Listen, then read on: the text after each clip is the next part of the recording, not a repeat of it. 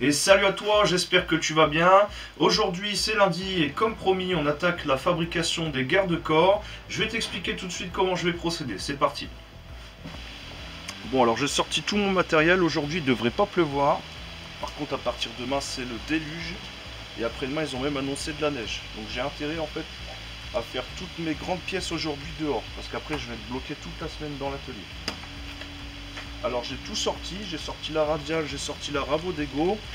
Donc je vais raboter toutes mes grandes pièces et les mettre à dimension. C'est parti. Je vais attaquer le rabotage 4 faces de 3 demi-chevrons, donc de 3 mètres, pour fabriquer d'abord le cadre du grand garde-corps. C'est parti.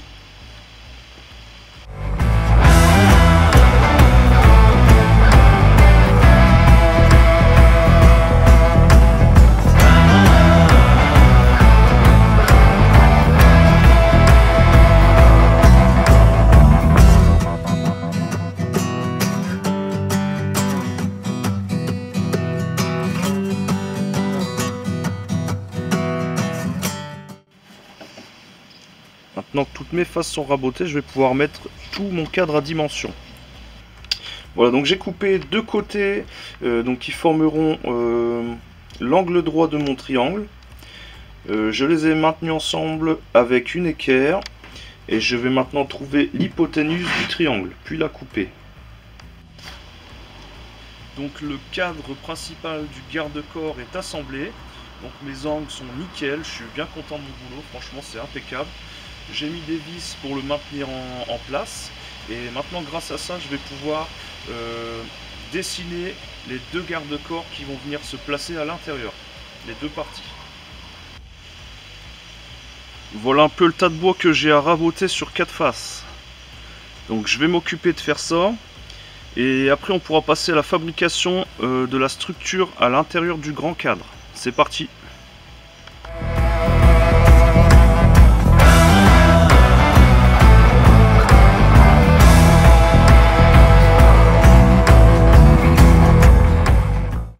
Donc tous mes bois sont rabotés sur une première face, je vais faire la seconde, c'est parti.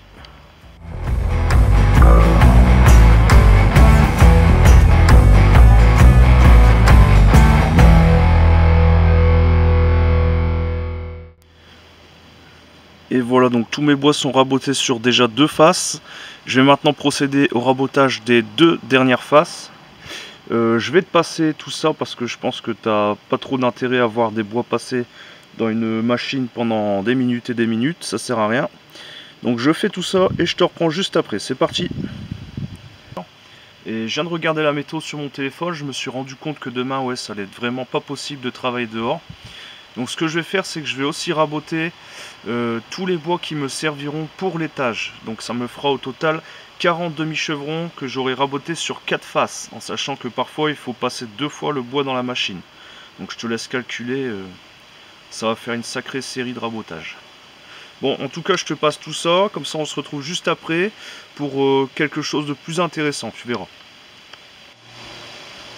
Alors regarde un petit peu, je viens enfin de finir de raboter toutes les faces de tous mes bois. Donc ça en fait un sacré paquet, hein, je te garantis. 40 demi-chevrons rabotés sur 4 faces. J'ai dû vider mon aspirateur une bonne quinzaine de fois. Et je te ferai le petit calcul après pour voir un peu combien de mètres linéaires j'ai mis à peu près dans la machine aujourd'hui. En sachant que j'ai raboté donc 4 faces, environ 2 fois. Sur 40 bois x 3 mètres. Je te ferai le petit calcul, je te dirai ça à la fin. Étant donné que demain ils annoncent une météo catastrophique, je vais devoir profiter aujourd'hui de préparer le cadre pour le grand garde-corps de l'étage. Donc je vais couper mes deux traverses de 2 mètres. J'ai oublié de te prévenir, c'est vrai que j'ai monté le disque Bosch Optiline Wood sur la machine. Et je dois t'avouer que je sens vraiment une vraie différence au niveau de la facilité de coupe et de la qualité de la coupe aussi. Je te laisse apprécier le résultat. C'est net et sans bavure, c'est nickel. Et ça coupe vraiment facilement. Donc je viens de couper une partie de mes montants pour le garde-corps de l'étage. Je te laisse apprécier une deuxième fois la vue. Je te mettrai un petit lien en fin de cette vidéo si tu as envie de changer le disque de ta scie radiale Titan. Je vais faire un petit tuto, tu pourras aller jeter un œil comme ça. Voilà un peu où j'en suis arrivé. Donc je suis en train de préparer les petits cadres qui seront à l'intérieur du grand cadre. Donc j'ai déjà fait ces parties-ci. Il me manque cette partie-ci. Les deux traverses centrales sont installées.